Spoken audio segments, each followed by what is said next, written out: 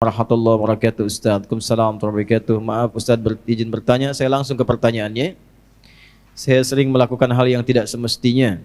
Saya menyadari akan hal itu salah. Namun lagi-lagi saya melakukan kesalahan atau dosa tersebut dosa tersebut. Terlebih susah dalam mengendalikan syahwat dikarenakan pengalaman buruk yang pernah saya alami di waktu sebelumnya. Apakah saya masih diberikan kesempatan untuk memperbaiki semuanya Ustaz? Quran surah keempat An-Nisa di ayat yang ke-17. A'udzubillahi minasyaitonirrajim. Bismillahirrahmanirrahim. Innamat taubatu 'ala Allahi lilladzina ya'maluna as-su'a bijahalatin tsumma yatubuna min qarib. Orang-orang yang mau kembali kepada Allah dengan taubat itu, maka lakukanlah ketika ia sadar ia salah, segera taubat. Ya. Jadi taubat itu jangan ketika Anda kerjakan, misalnya terjadi lagi Anda simpulkan enggak diterima. Jangan begitu. Maksudnya terus tobati sampai di titik Anda menyesali itu. Jangan berhenti. Ya. Makanya disebutnya dengan tawab. Allahnya menerima tawab, hambanya menghadap tawab. Jamaknya tawabin. Nah, orang yang terus begitu dicintai oleh Allah. Dalilnya mana? Quran surah kedua Al-Baqarah di ayat ke-222. 222. Kan? Innallaha yuhibbut tawwabina. Innallaha yuhibbut tawabin. Allah sangat mencintai orang-orang yang terus bertaubat. Salah, taubatin lagi. Salah, taubatin lagi. Salah, taubatin lagi. Sampai kita merasakan titik jenuh dalam bermaksiat dan kembali kepada taubat. Nah, bagaimana mendorong supaya kuat pengaruh taubatnya? Satu, kata para ulama mengatakan, ketika Anda terdorong berbuat maksiat karena dorongan syahwat itu, bayangkan saat itu diwafatkan oleh Allah. Itu cara menghentikannya. Ya. Ada dorongan syahwat nih. Ya, ketika akan terfikir untuk melakukan, bayangkan, rasakan bagaimana kalau diwafatkan saat itu. Nah, itu akan menghentikan seketika. Ya, seketika itu akan berhenti. Nah, setelah itu bagaimana? Cari suhbatus sholihin, bergaul dengan orang soleh yang menghindari lingkungan tadi.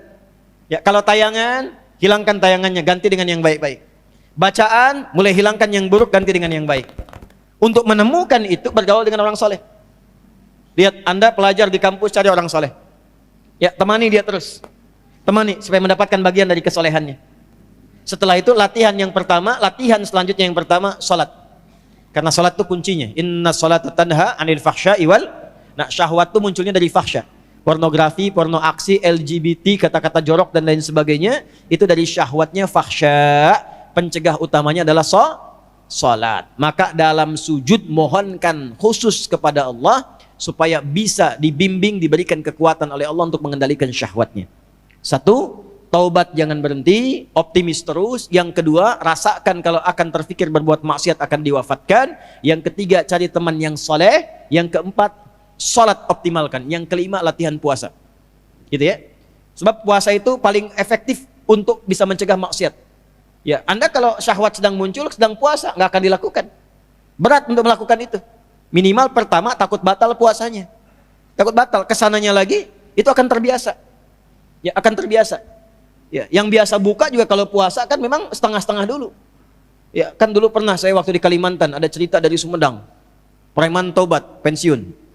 Kemudian dia puasa. Ya, begitu dia lewat lihat rumah makan tuh. Rumah makan kok buka. Wah, jiwanya muncul lagi, datang ke situ gebrak. Pak, apa enggak tahu ini waktunya puasa? Jangan begini dong, tutup katanya. Tutup. Jangan kelihatan orang, tutup. Begitu ditutup, udah selesai, es teh manis satu Pak. Rupanya dia cuma sanggup sampai siang. Tapi alhamdulillah kan sudah mulai kan. Besoknya tambah lagi. Makanya sebelum nanti masuk Ramadan, nanti kita belajar. Ya, di awal bulan ya, di Tanah Kusir. Kita akan belajar, salah satunya adalah latihan puasa sunnah. Itulah sebabnya nanti kenapa Sya'ban Nabi banyak puasa sunnah.